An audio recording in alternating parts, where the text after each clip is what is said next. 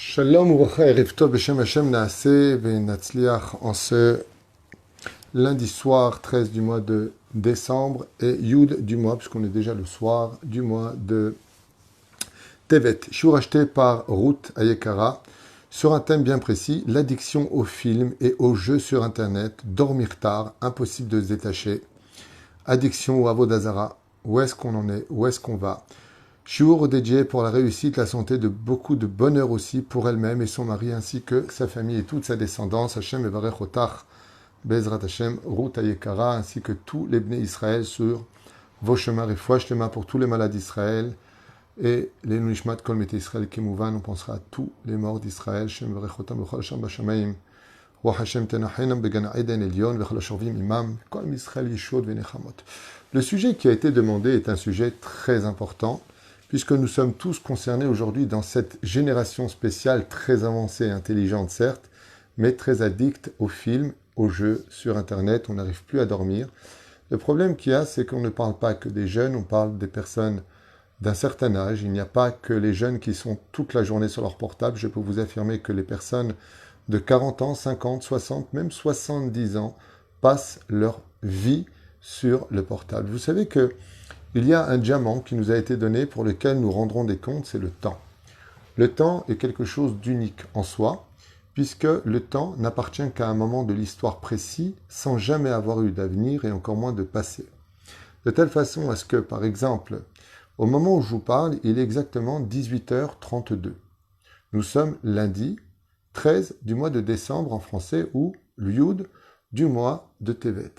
Ce temps-là n'a jamais existé avant que je ne vous parle. Et maintenant que je viens de l'utiliser, ce temps, pour vous parler, il est passé et ne reviendra plus jamais. Ce qui fait que chaque moment dans lequel le temps vient nous transporter pour vivre ce que nous avons à vivre, eh bien, c'est un moment unique qui court vers une course avec un but d'arriver, selon la Torah, à 6000 ans d'histoire. Et donc, le plus grand malheur ou la pire des choses que nous pourrions faire de notre vie, qui est considéré selon nos chachamim comme le plus grand péché de tous les péchés, c'est le bitul zman, c'est-à-dire l'annulation du temps. Ce qui fait que nos chachamim nous ont déjà mis en garde. Le temps est précieux. Chaque jour qui passe te rapproche de ta mort. Comme ça, c'est marqué. Miyom amavet, miyom ivaldo. Tu commences à mourir le jour même de ta naissance. Tout ce que veut donc le Yetzer Tov, c'est qu'on utilise chaque seconde de nos vies, comme on l'a vu pour Abraham. Abraham Zaken Baba Yamim, il vient avec ses jours, avec Sarah et Menou.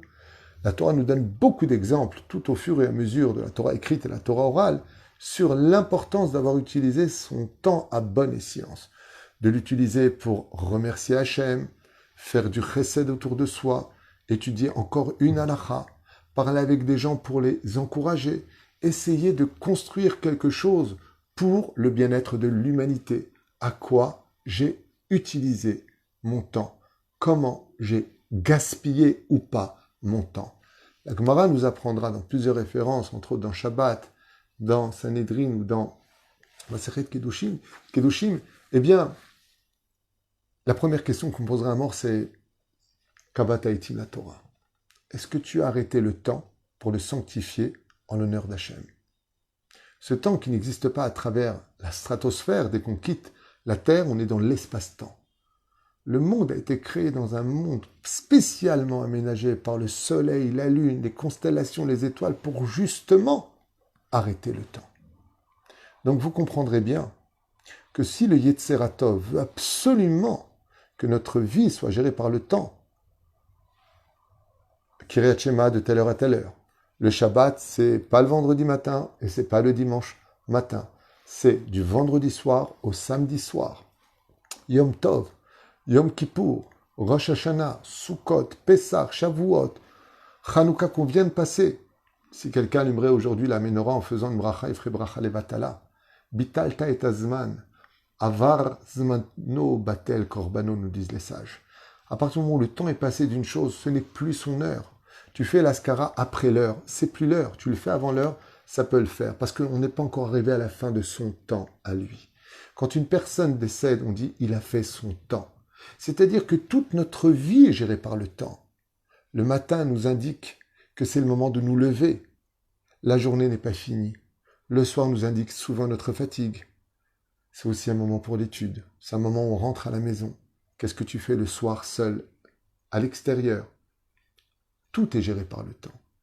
Le Yetzer Hara, lui, va tout faire, comme dit Rabbi Nachman de Breslev, pour nous faire oublier le temps.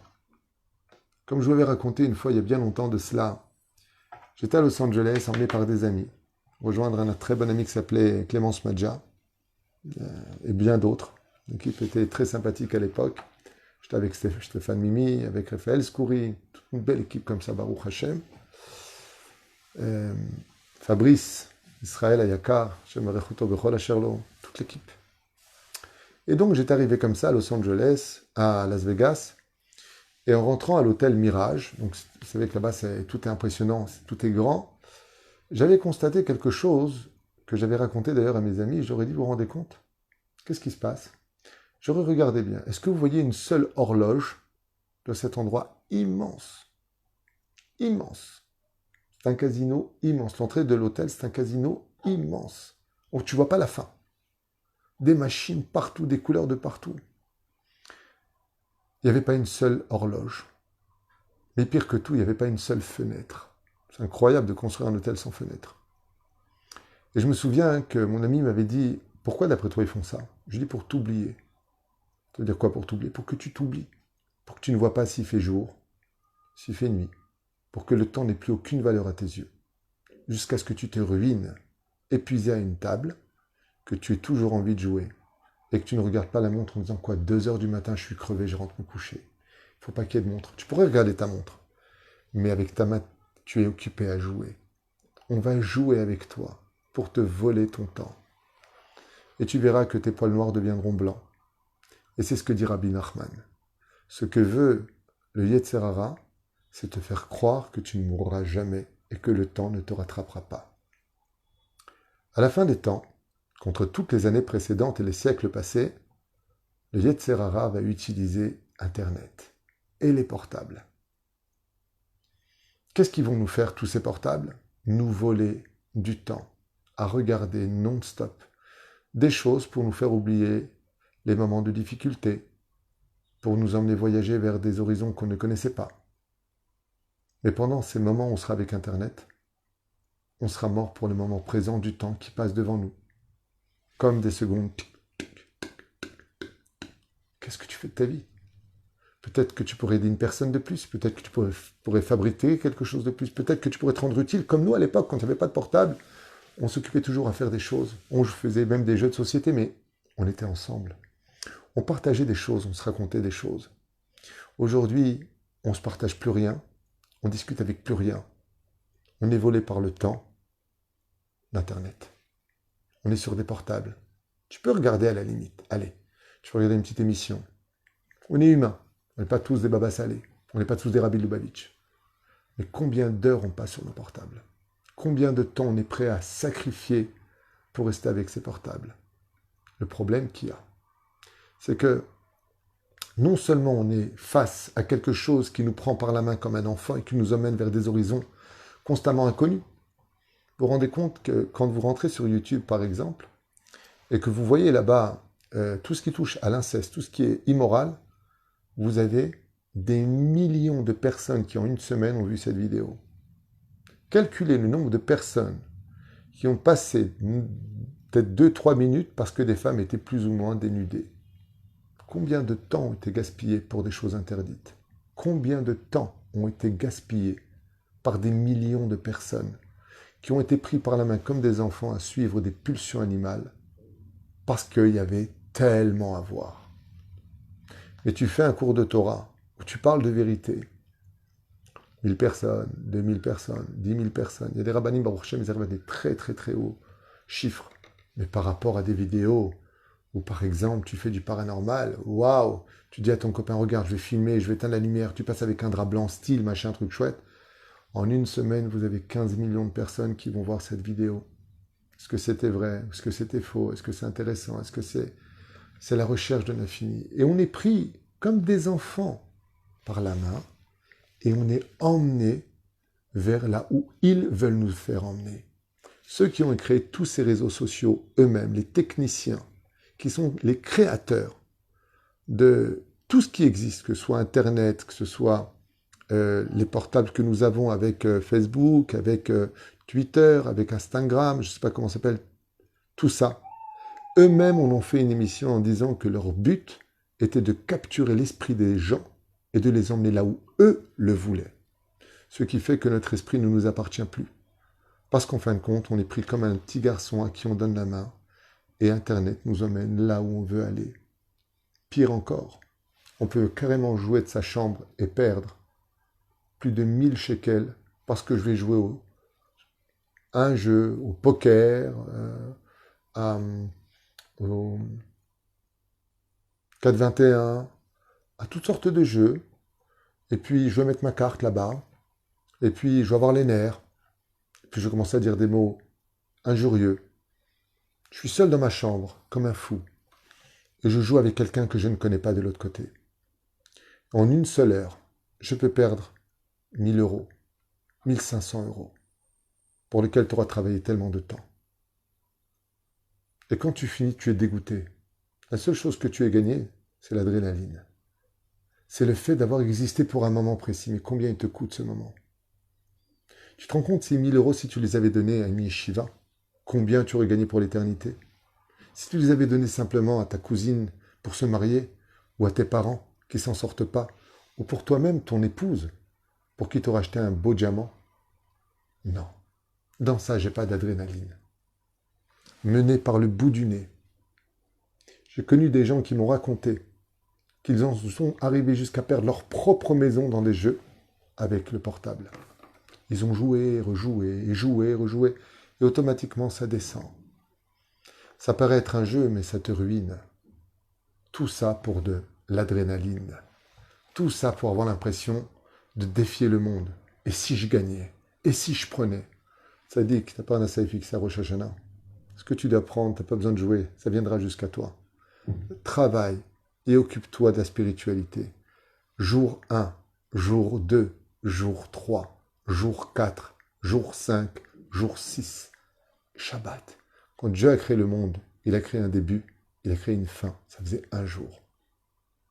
Et ça arrivait à l'apogée. Shabbat Vainafash. Tout est calculé, tout est prévu par le Créateur du monde. Mais si tu mets ta émouna dans des jeux, alors Dieu te laissera dans les mains du jeu. Comment on y arrive à tout cela? Comment se fait-il que nous soyons tous dans une génération si intelligente, si avancée, si cultivée, si impressionnante, la génération du Mashiach? Je dirais presque que nous sommes la génération de la connaissance. Comment se fait-il que même des gens très intelligents ne soient plus capables de vivre sans leur portable?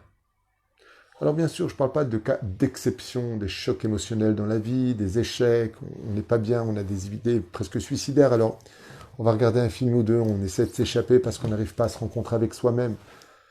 C'est vrai, ça peut rendre le service pendant un jour, 2 jours, mais si tu passes ta vie là-dessus, tu n'auras tué que des moments à fuir, mais tu ne les auras pas réglés. Tu n'as rien réglé en regardant ce que tu regardes.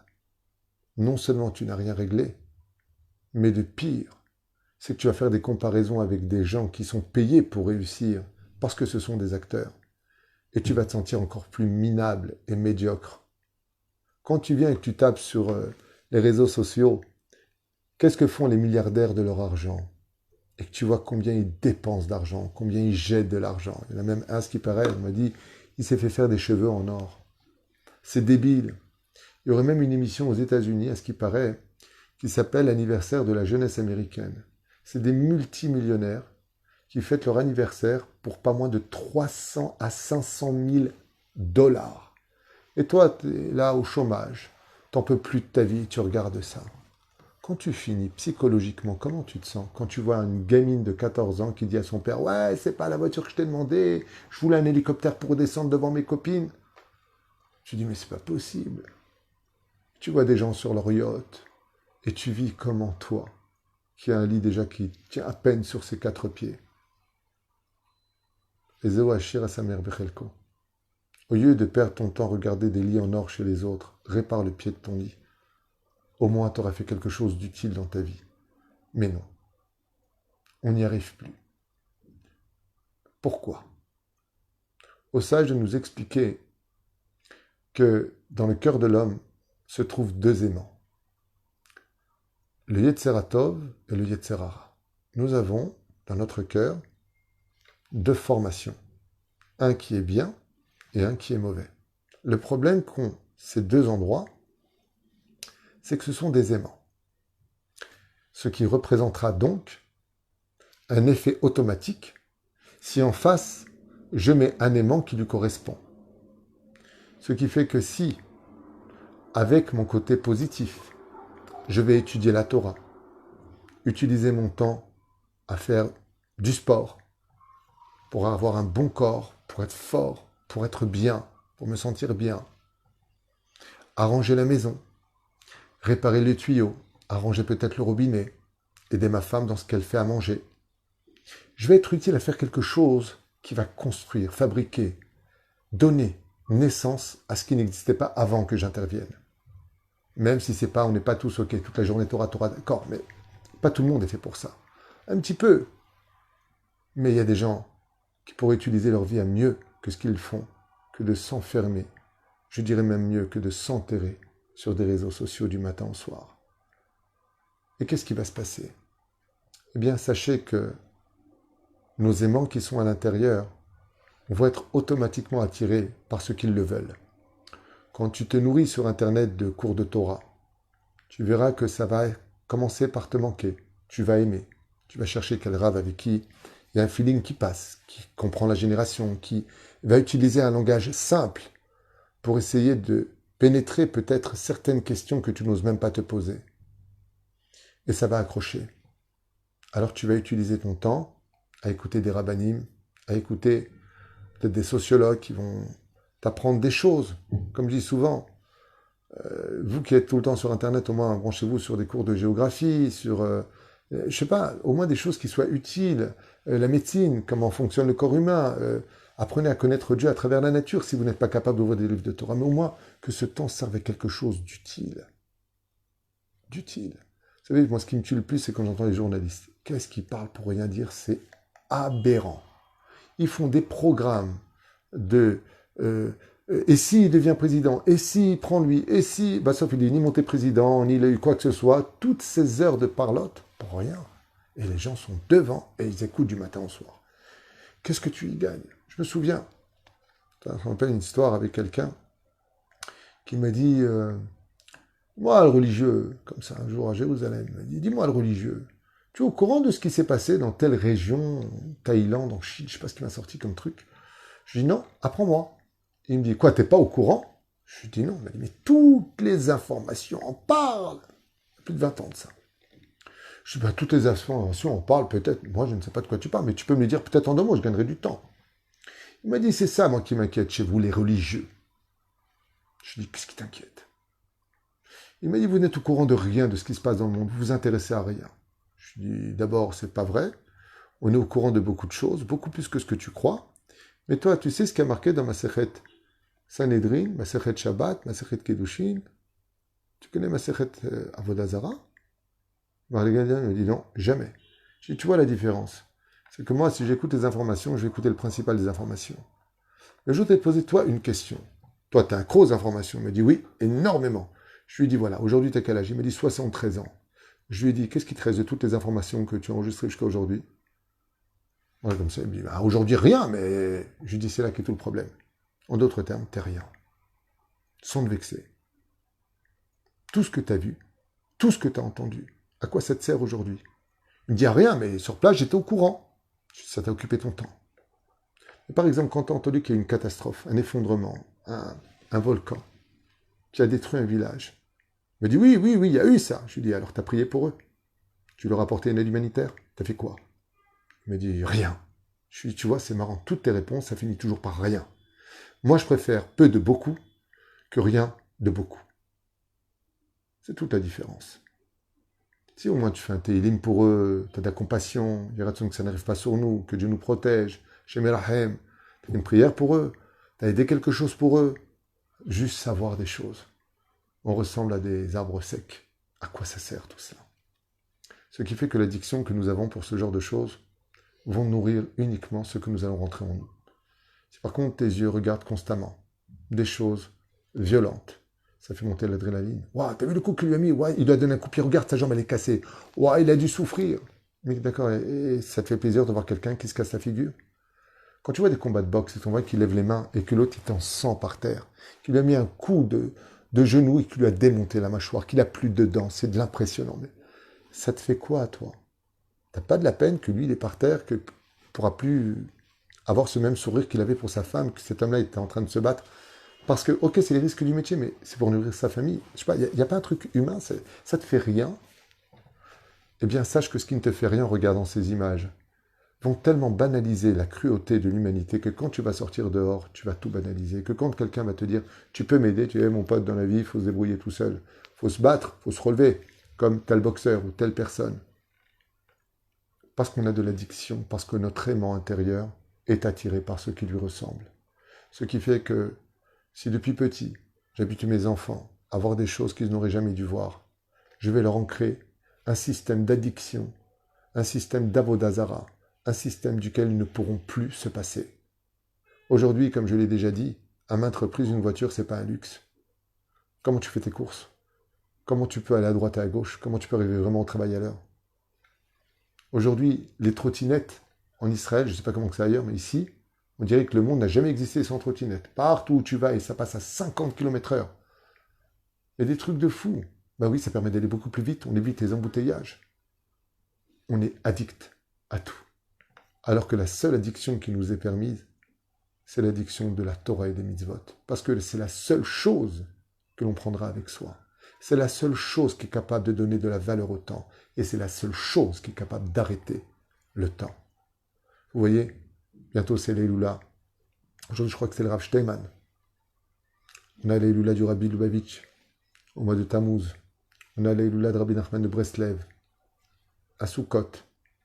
C'est un cycle de vie où, puisque ces gens ont été capables de enrichir leur temps, quand vient le souvenir de leur temps à eux, on arrête nous le temps pour fêter leur existence. Et c'est pour ça qu'il faut faire très attention. Cette addiction que nous avons pour nos portables et pour les émissions et pour les films et pour toutes sortes de choses ne sont valables que quand tu les diriges.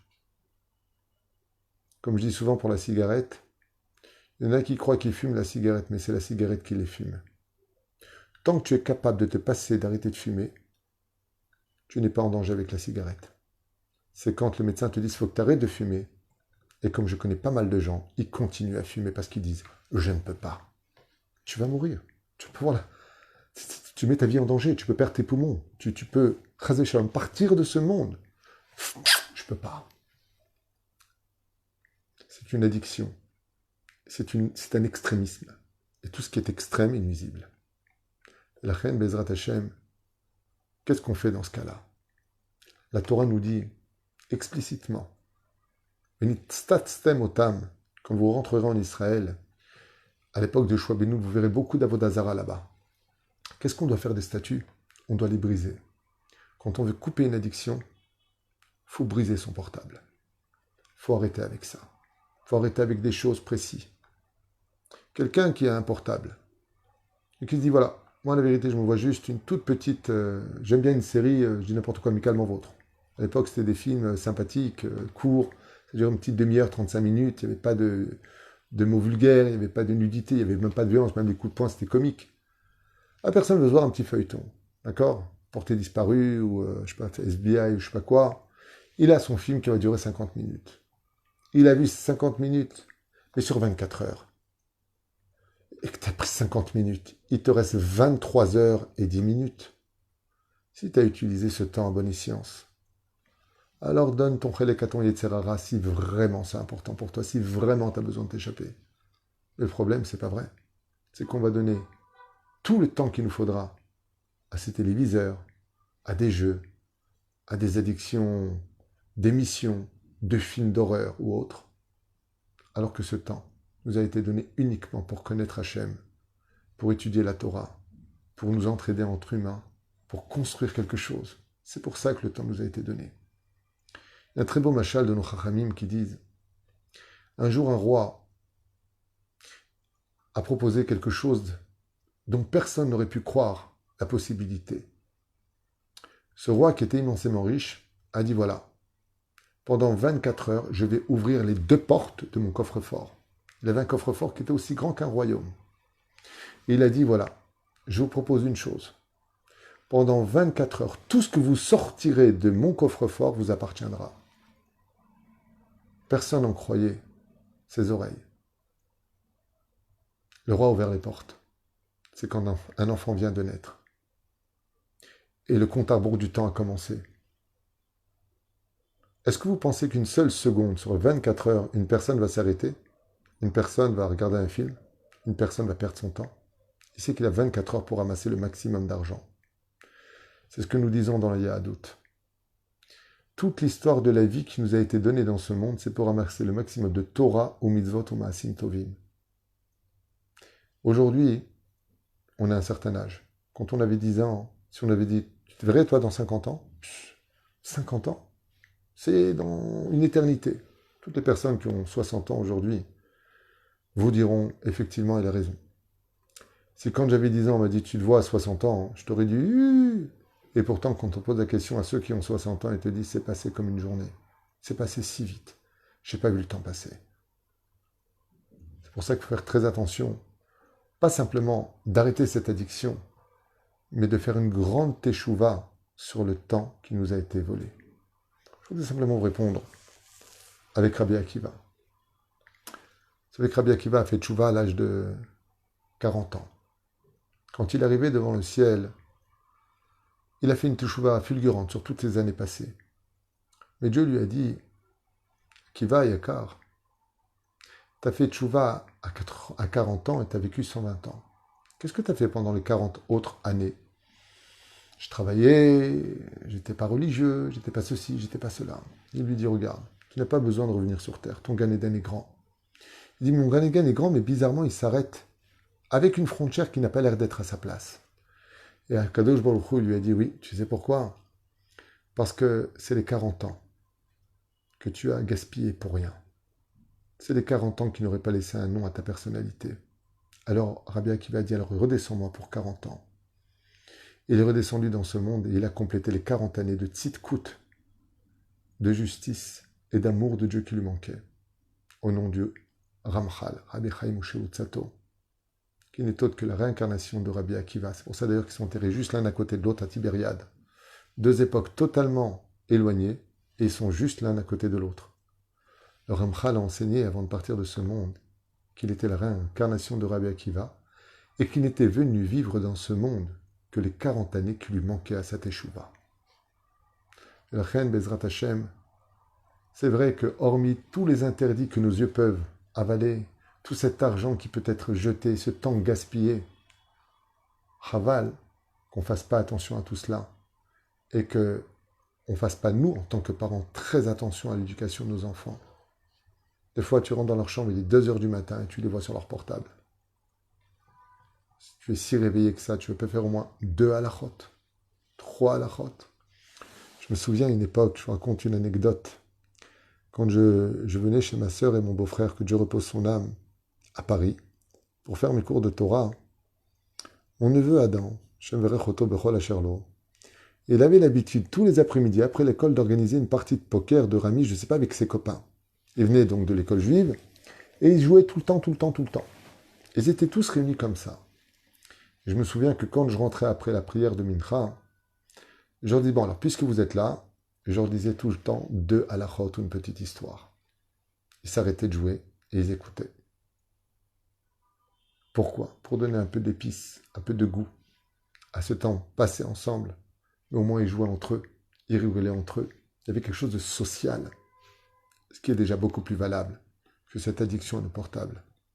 La seule façon d'y arriver, c'est de briser cette addiction. Il faut être des fois très dur dans la vie avec soi-même pour réussir à surmonter quelque chose qui est devenu naturel pour nous. Je dirais même une partie de nous. Les portables, on les porte au niveau de la hanche, ici même à l'intérieur, comme si c'était un des membres du corps humain, comme si on ne pouvait pas vivre sans eux. Tout est dedans. Allez, vaille qu'un jour on puisse donner autant de temps à nos épouses, à nos enfants, à notre étude de la Torah, à nos parents, à la société, comme on est capable de donner autant de temps perdu à des choses qui nous apportent absolument rien d'autre qu'un moment de rêve, un moment d'illusion, ou pire encore, la pire perte du temps de notre vie. Parce qu'on a vu. Din vecheshbon. Tu rendras des comptes de ce que tu as vu, vecheshbon, et Dieu comptabilisera le nombre de minutes que tu as perdu pour vivre ces moments qui t'étaient interdits. Kama hashuv lazor bitshuva. Combien de nous rendre compte de la gravité de cette perte de temps. Aval, tant que la bougie brille, on peut encore tout réparer. La reine Shiniske Bezrat Hashem de faire une grande teshuva et d'éduquer nos enfants avec des portables cachers. Les portables ont été créés pour être des téléphones à la base. Ok, des appareils photo.